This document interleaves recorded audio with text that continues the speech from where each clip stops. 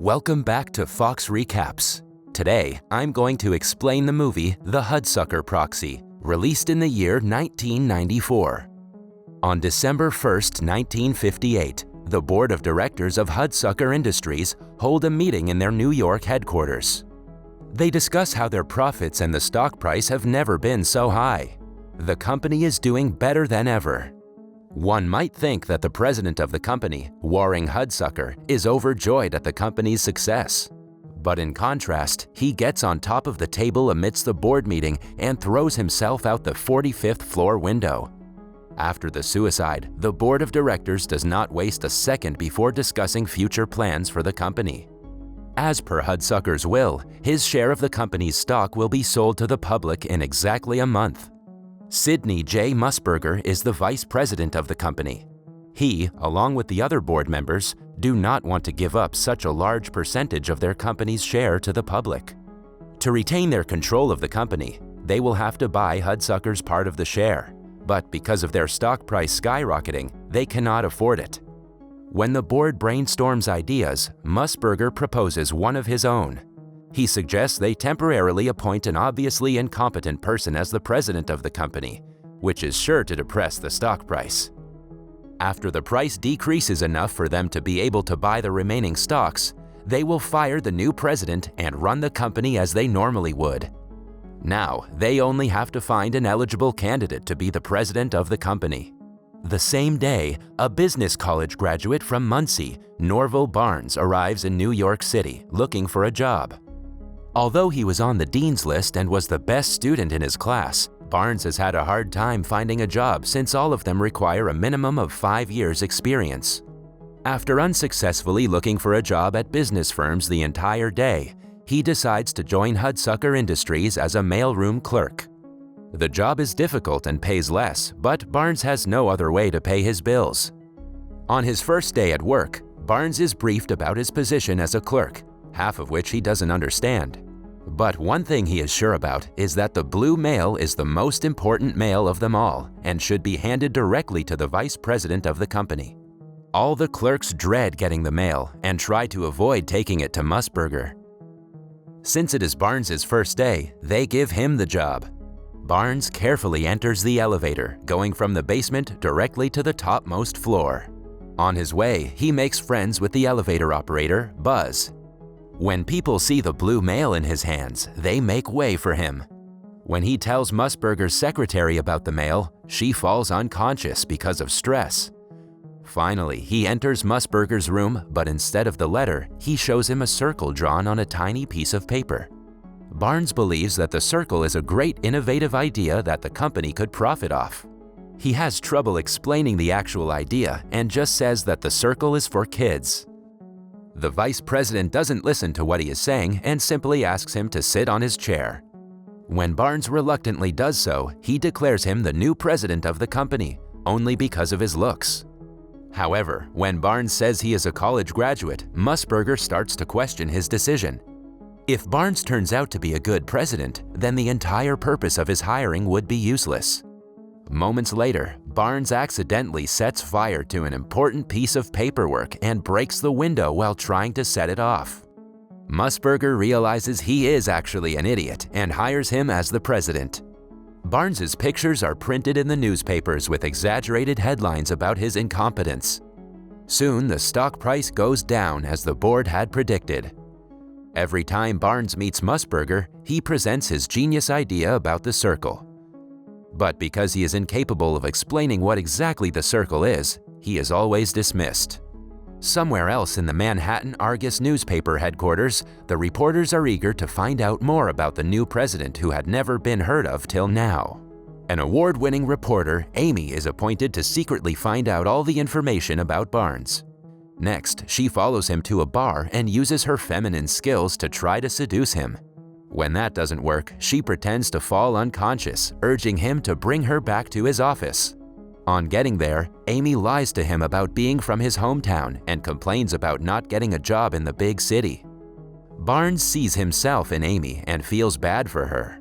Hence, he calls the head clerk to ask him if there is a vacancy in the mailroom. However, the workers in the mailroom do not know he has been promoted to president. They yell at him for not coming to work. So instead, Barnes makes her his secretary. Amy accepts it happily, hoping to find out more about him. After the meeting, she thinks of him as an imbecile and writes a story about him being unprofessional. She also starts to suspect that his hiring is a part of a bigger plan because he is nothing like a president should be. The next day, her article spreads like wildfire and the company's reputation takes a downward plunge. Alongside it, the stock price plummets, much to Musburger's satisfaction. When Barnes reads the article about himself, he is furious. He calls Amy to his office and orders her to write a letter to the reporter who wrote the article. He assumes the reporter is just an ugly woman who wants to be one of the men but is just compensating for her lack of beauty while doing so.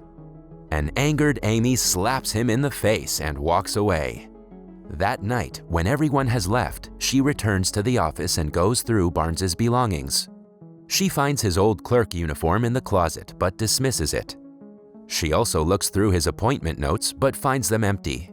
Then she enters a room reserved for only authorized personnel. There, she meets the building's repairman, Moses. His job is to operate the tower's giant clock, whose interior lies just in between the president and the vice president's office. Since Moses is always near the offices, he knows about almost everything that happens in the company. Amy tests him by asking why the board decided to hire Barnes as the president when he is clearly ineligible. Moses tells her that she, like the board, is misjudging Barnes. He has a few tricks up his sleeve that will surprise everyone. He also informs her everything about the board's plan to reduce the stock price using Barnes as a proxy for Hudsucker. Amy finally understands the truth behind Barnes's employment and tells the story to her boss. However, he claims they cannot print such a huge story purely out of speculation. He asks her to bring in facts, figures, and charts of her story, and only then will it be printed in their newspaper. The next day, Barnes brings Amy to a ball organized by the company. Several large investors of the company have also come to the party. Barnes meets them for the first time, but doesn't leave a good impression on any. They mistreat him for being the reason the price of the stock went down. Later, Amy and Barnes are alone on the balcony. After talking to him for a while, she realizes he is a bright and good-hearted fellow who is naive about the company politics, but still wants the best for it. The two kiss at the end of the night. The following day, Barnes has an important board meeting where he presents his genius idea for the first time in practicality. After researching people's financial conditions and needs, he thinks that a hula hoop will be the best next Hudsucker product since it is affordable and fun. Everyone on the board thinks it is an awful idea, which makes it perfect for them. Musburger hopes that when the product fails, they will have the ideal reason to remove Barnes from his post. They start the production of the hula hoop immediately. At first, the stock price remains the same, as no customers seem to be interested in the plain and boring plastic circle. In hopes of increasing the sales, they decrease the price of the hoops. Even after decreasing it to 25 cents, no one buys it. Store owners start to give it away for free with any purchase. Suddenly, one day, a group of school students come across a kid playing with a hoop that he found thrown outside a toy store.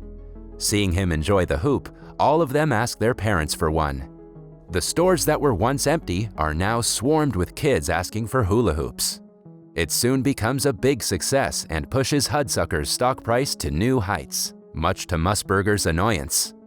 As the popularity of the hula hoop increases, Barnes's popularity also soars. People start calling him a genius inventor and reporters begin to follow him everywhere. The popularity gets to Barnes's head and he turns into the typical arrogant businessman. He gets together with models and actresses who only want him for his money. Amy is stunned by the new version of him. With time, he loses his passion for innovation and gets busy with his extravagant life. In the meantime, Musburger and the board are distressed at the fact that their plan didn't work. Amy confronts Barnes about his changed behavior and resigns from her post as his secretary. Following that, the elevator boy Buzz pitches a new invention, the Flexi Straw, which allows people to bend their straws while drinking. However, an arrogant Barnes calls the idea worthless and fires him for wasting his time. Buzz is disheartened that his old friend has now turned into a ruthless person. That day, Musburger finds out about Amy's true identity and tells Barnes about it. Musburger has also goaded Buzz to claim that the hula hoop idea was his and that Barnes stole from him. He tells Barnes that in the next board meeting, they will probably fire him for stealing ideas. Amy knows that the hula hoop idea was Barnes's from the beginning. She tries to keep her editor from printing the story, but Musburger has bribed him as well. In a fit of rage, she resigns from her position. Somewhere else, a beaten Barnes gets drunk in a bar and calls Amy. She tries to motivate him to fight for what the truth is, but he dismisses her. Following the encounter, he bumps into Buzz and a crowd of people who call him an idea stealer. When he returns to the office that day, he has lost his will to live, as Hudsucker did at the beginning of the movie. He wears his old clerk uniform that he had still kept in the closet. Moments later, he jumps out the window. However, the repairman Moses stops the clock and thus stops time to save Barnes. He knows Barnes is a good man at heart and has a chance to do better in life.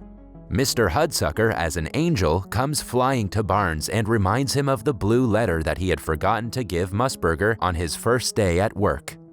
The letter is still inside his pocket. He reads it and finally finds out that Mr. Hudsucker has changed his will before committing suicide. In the letter, he grants the next president the right to the shares that belong to him. Initially, he had thought that Musburger would receive the shares, but since he elected Barnes as the president, the shares go to him. After the encounter, Barnes happily runs to the bar and reconciles with Amy. Because he has the right to 50% of the company, he continues working as the president. Meanwhile, Musburger goes crazy after finding out that a little mistake cost him his position. Eventually, he is institutionalized. In the last scene, Barnes is seen pitching his next big idea for Hudsucker Industries, the Frisbee. That was all from the video. I hope you liked it. Subscribe for more content like this and hit the like button to help us out. Also, leave a comment if you want us to recap your favorite movie. Until next time, take care.